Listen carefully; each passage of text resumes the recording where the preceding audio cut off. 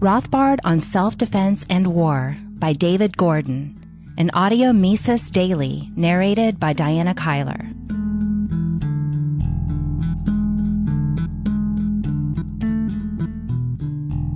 Recently, the classical liberal legal scholar Richard Epstein criticized hardcore libertarians. These extremists want to keep out of foreign entanglements.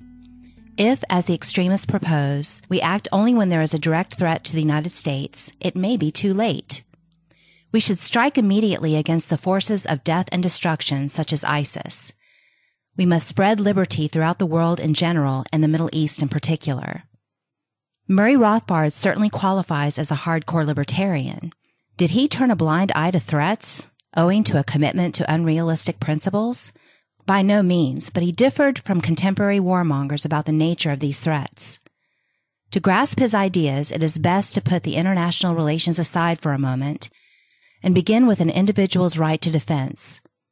Unlike Robert Lefebvre, Rothbard was not a pacifist. To the contrary, he tells us in The Ethics of Liberty, absolute pacifists who also assert their belief in property rights are caught in an inescapable inner contradiction. For if a man owns property and yet is denied the right to defend it against attack, then it is clear that a very important aspect of that ownership is being denied to him. We have, then, the right to defend by violence our person and property, but even if we are threatened, we cannot do anything we like in the name of defense. For one thing, there must be an actual or directly threatened invasion of one's property. A mere intimation that someone might in the future act in a hostile way against you does not suffice. It would clearly be grotesque and criminally invasive to shoot a man across the street because his angry look seemed to you to portend an invasion. Further, a response to invasion must be proportional.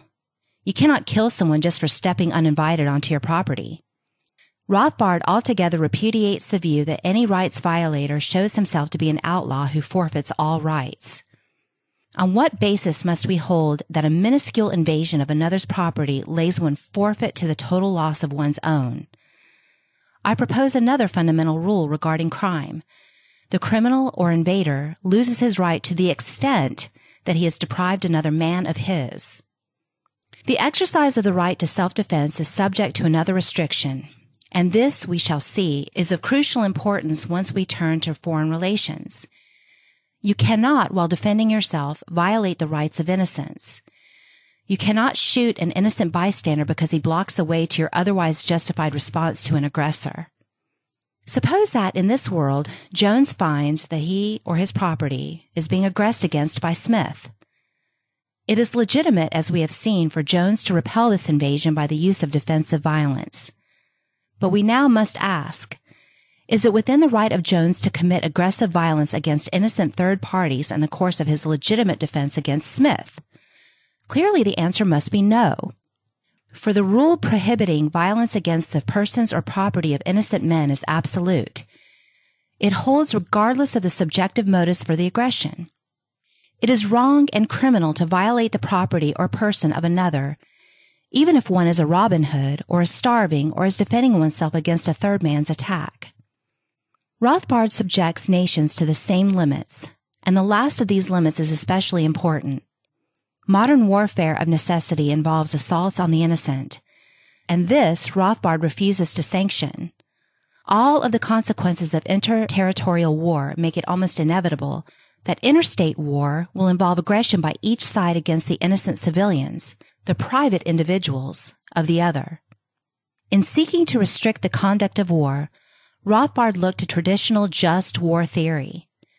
Rothbard cites in this connection Vittoria, Suarez, and Grotius, and their successors in later centuries, who carefully specified the limits a state must follow in warfare. The classical international lawyers developed two ideas, which they were broadly successful in getting nations to adopt. Above all, don't target civilians. If you must fight, let the rulers and their loyal or hired retainers slug it out, but keep civilians on both sides out of it as much as possible, and preserve the rights of neutral states and nations. In a theory which tried to limit war, neutrality was considered not only justifiable but a positive virtue. Rothbard followed the great figures in the just war tradition, but he radically extended their view.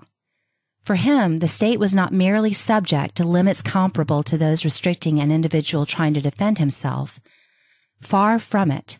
The state is a predatory organization. Its growth and seizure of new powers inevitable in war must be combated. All state wars, therefore, involve increased aggression against the state's own taxpayers.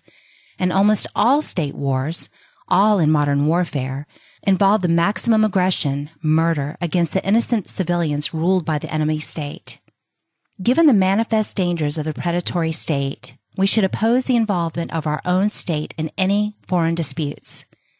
In the guise of spreading liberty abroad, America's foreign interventions serve rather to extend tyranny at home.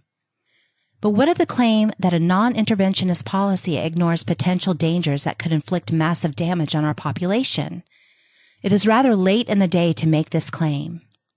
Regime change in Iraq was needed to protect us from weapons of mass destruction. These weapons did not exist, but the fiasco has not stopped the propagandists for war. Now we are told that ISIS, a small group that holds territory in Iraq and Syria, poses a threat to America. Only extremists deny this. The claim follows a familiar pattern. It is a twice-told tale that one hopes will not again fool the American public. The Mises Institute hopes you have enjoyed this audio Mises Daily.